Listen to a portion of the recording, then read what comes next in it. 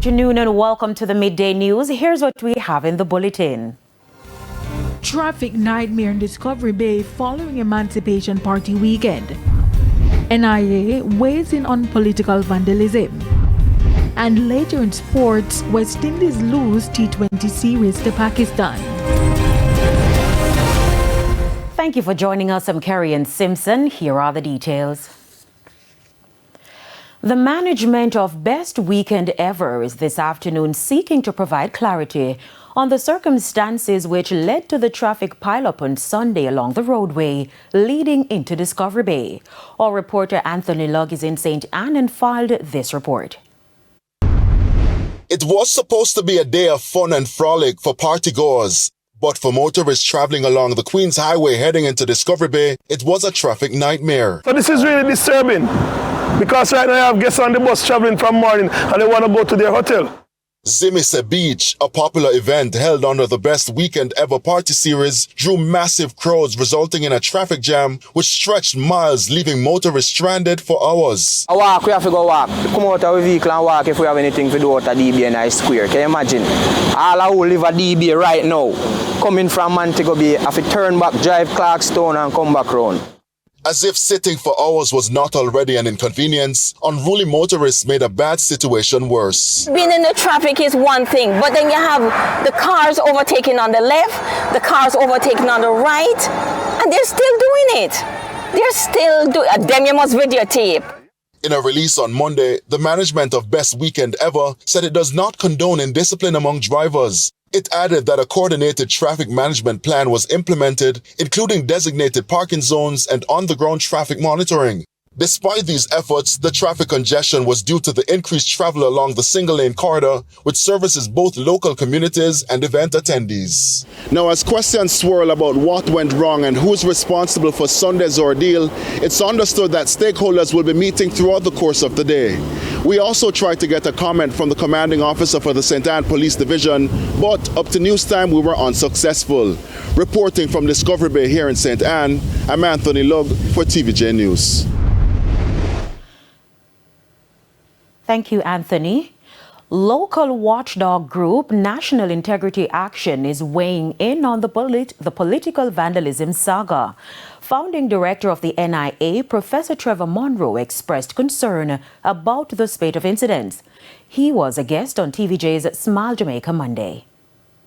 Candidates from the two political parties have been working overtime to rein in over enthusiastic supporters who've been destroying billboards and removing flags of rivals. The political ombudsman has since intervened, and in a joint statement last week, the general secretaries of the PNP and JLP appealed for peace. Founding director of the National Integrity Action, Professor Trevor Monroe, says the NIA has been watching the developments closely. I think we've gotten far less inflammatory, and of course, most of all, far less violent. But there are sufficient incidents to make us not complacent. You may recall that it was on July 20 that there was an incident, shooting, near a meeting in central Kingston. And to this day, I don't know if you have heard, I haven't, the ombudsman, which is now a collective body, no longer a single referee, but a 9-man referee, Neville. You can imagine that in a football match.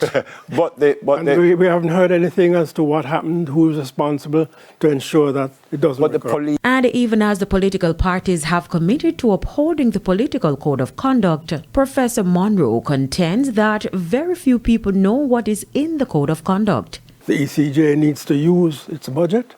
It needs to bring together both the leader of the Jamaica Labour Party and the president of the People's National Party, and it needs to have a public, on-camera signing of the Code of Conduct, and thereafter turn that event into a serious multimedia campaign to show people and to tell them what's not acceptable based on the code that both leaders have signed. And there needs to be an indication by both leaders that if you're behaving consistently with the code that we are appealing to you to uphold, there will be disciplinary measures within our political organization.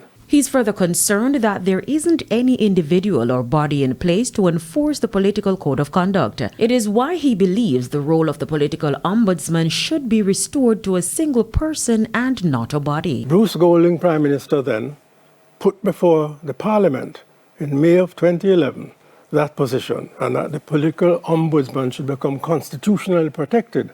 As it stands now, a simple majority can do what was done in 2024, which is to put the office in the Electoral Commission and turn a nine-man referee without any capacity to sanction. So initially, it has to be the party leaders who say, look, you're not behaving in accordance with my instructions and the code, but secondarily, and most importantly, the code of conduct needs to be enforced by the ombudsman.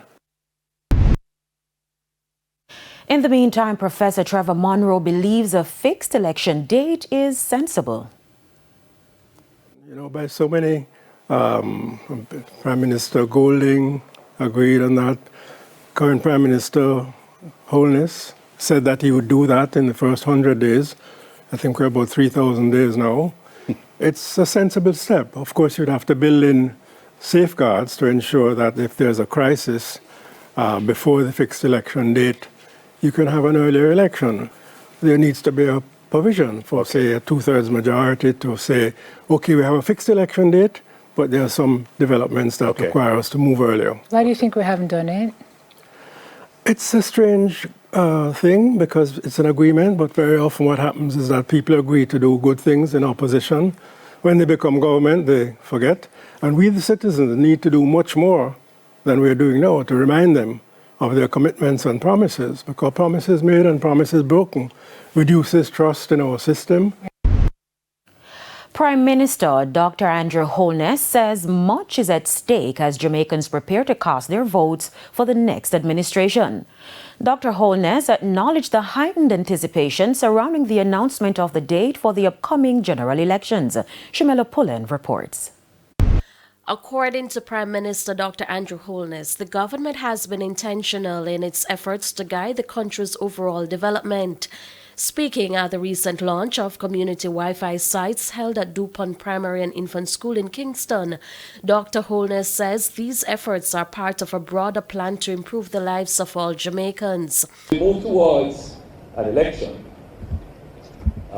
which is, I know everyone here is in the back of your minds, you're thinking about it. There's a lot at stake, and there's a lot to be decided in the elections.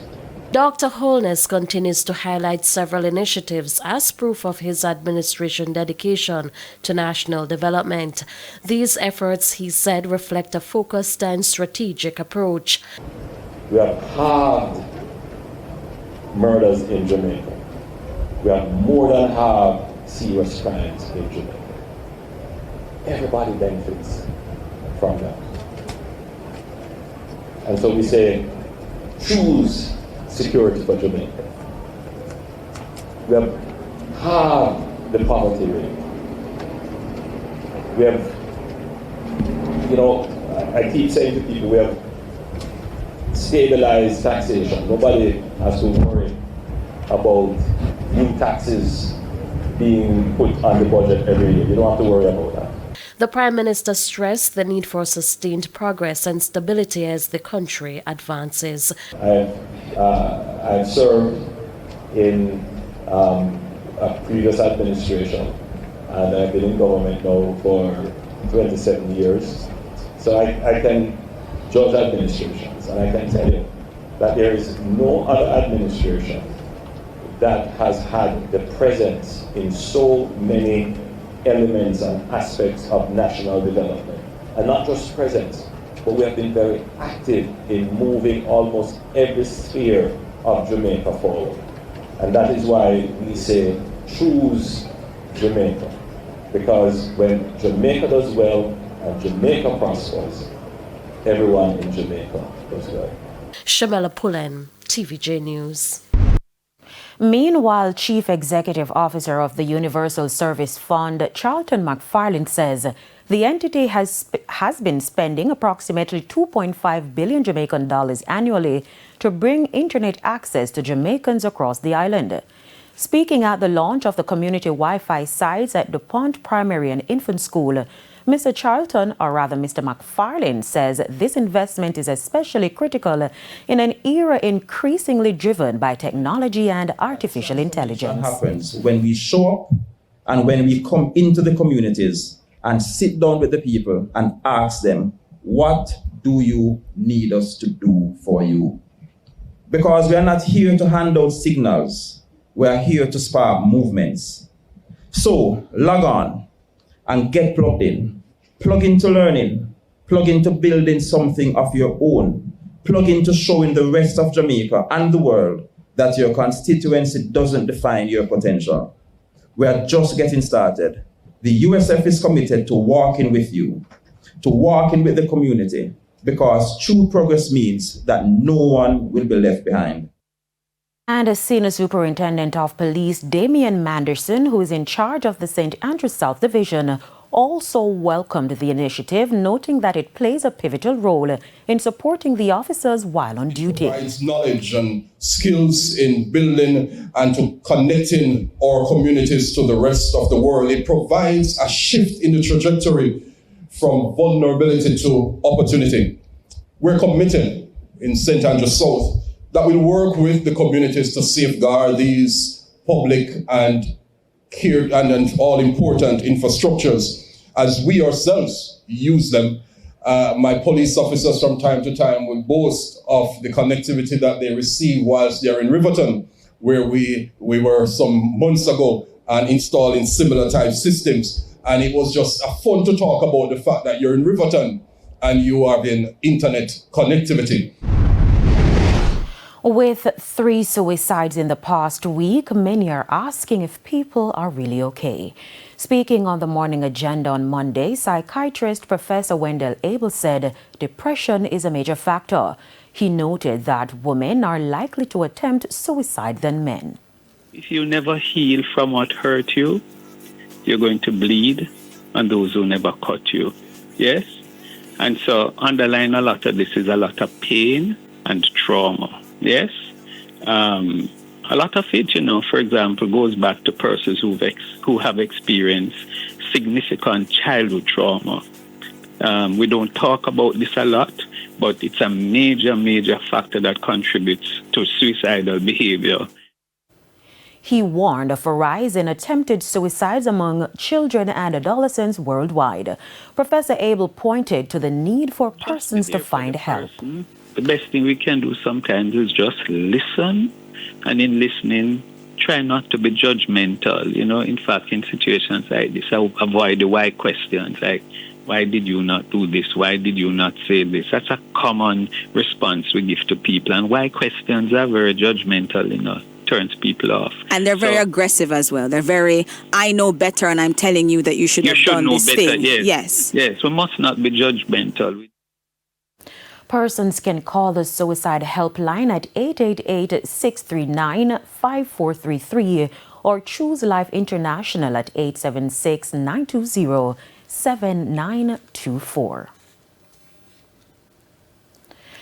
8-year-old Navarda Blackburn, whose decomposing body was found in an abandoned car in Gregory Park, St. Catherine on May 27 after being missing for days, has been laid to rest. Details in this report.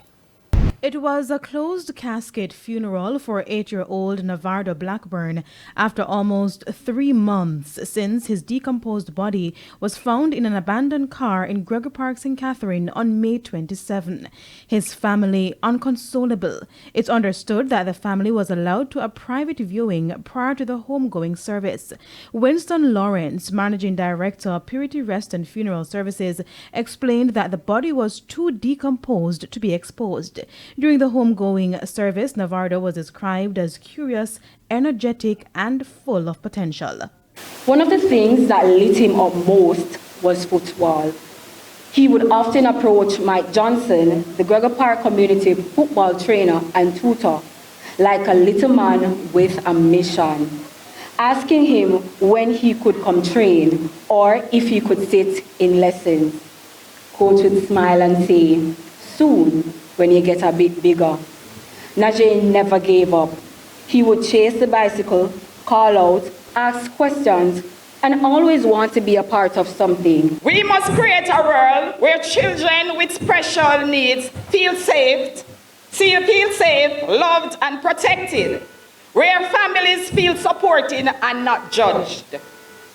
Let us not use this moment to blame, but to reflect. Our purpose on earth is to be our brother's keeper. Let us use this story Navada's life told us to offer care. May this teach us to be patient.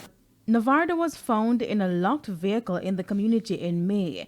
According to reports, residents alerted the police due to a foul smell in the area. The police arrived, and upon further checks, the body was found in the trunk of a vehicle along the roadway.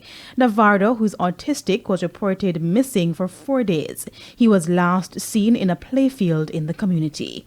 Kelisha Williams, TVJ News. It's time for a break. Stay with us. More stories when we return.